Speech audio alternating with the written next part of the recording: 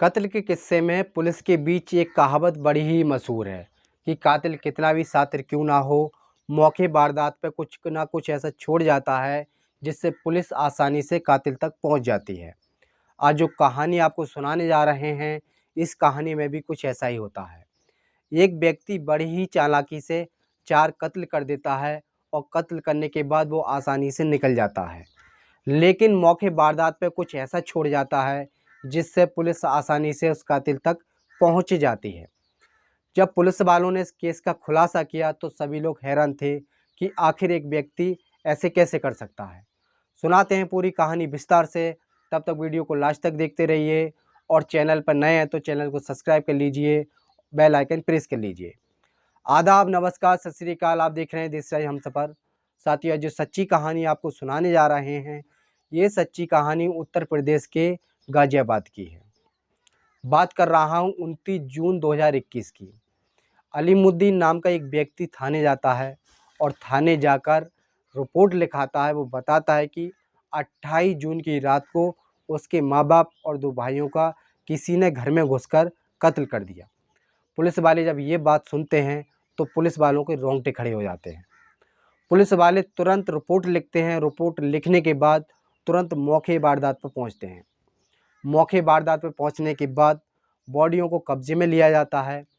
कब्जे में लेने के बाद में चारों बॉडियों को पोस्टमार्टम के लिए भिजवा दिया जाता है और जांच पड़ताल का सिलसिला चालू हो जाता है। हर एंगल से तलाश करा जाता है कि कहीं कोई चोरी के पर्पज़ से तो इनकी हत्या नहीं की गई, लेकिन चोरी का एंगल साफ नहीं होता है। मौके वारदात पे एक बटन प्राप्त होता है जो गुलाबी कलर का होता है। पुलिस की तफ्तीश जारी रहती है, तभी पता पड़ता है कि अलीमुद्दीन का चचेरा भाई अय्यूब 28 जून की रात को उनके घर आया था। पुलिस वालों ने जब अय्यूब की तलाश करी, काफ़ी मशक्क़त के बाद अय्यूब को गिरफ्तार कर लिया जाता है। पुलिस वालों ने जब अय्यूब को थाने लाकर जब उससे सख्ती से पूछताछ की तो शुरुआत में तो पुलिस वालों को गुमराह कर रहा था, लेकिन पुलिस वालों ने जब उसे उसकी टी-शर्ट का जब बटन दिखाया था तब वो कुछ नहीं कह पाया और पूरा घटनाक्रम सिलसिलेवार तरीके से बताता चला गया। वो बताता है कि 25 जून को उसने अपने ताऊ से 10 लाख रुपए उधार मांगे थे, लेकिन उसके ताऊ ने 10 लाख रुपए का कारण पूछा था। अय्यूब 10 लाख रुपए लेने का कारण नहीं बता पाया, जिससे अय्यूब के ताऊ ने पैसे देने से इनकार कर दिया। अय्यूब निराश होकर अपने घर आ जाता है और तभी से अपने ताऊ, अपने ताई पूरे घर से दुश्मनी मान बैठता है।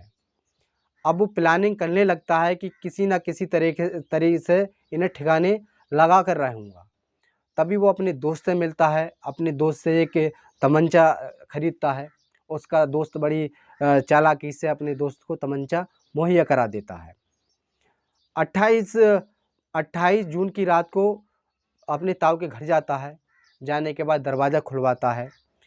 उसकी ताई ने दरवाज़ा खोला। खोलने के बाद उसकी ताई ने उसके हालचाल पूछे, ताऊ ने भी उसके हालचाल पूछे।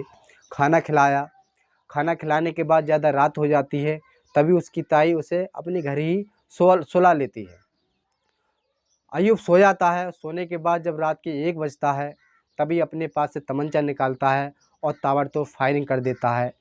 सबसे पहले अपने ताऊ और ताई को मारता है, उसके बाद अपने दोनों तहेरे भाइयों को पे फायरिंग करता है, उन्हें भी वो जान से मार देता है। और मारने के बाद बड़ी चालाकी से वो वहाँ से निकल जाता है, लेकिन मौके वारदात पे उसका एक टी-शर्ट का बटन टूट के गिर जाता है, जिससे वो पुलिस की गिरफ्त में आ जाता है। अय्यूब को कोर्ट में पेश करा गया था और कोर्ट में पेश करने के बाद उसे जेल भेज दिया था। साथियों, पूरी घटनाक्रम को सुनाने का उद्देश्य किसी को परेशान करना नहीं था, किसी का दिल दुखाना नहीं था। पूरे घटनाक्रम को सुनाने का उद्देश्य सिर्फ आपको सजग करना था, आपको जागरूक करना था। आप कहीं भी रहें, सुरक्षित रहें, सावधान रहें, अपना और अपने परिवार वालों का ध्यान रखें और देखते रहें देश राज हमसफ़र। सबक एक को, सीख हम सबको। जय हिंद, जय भारत।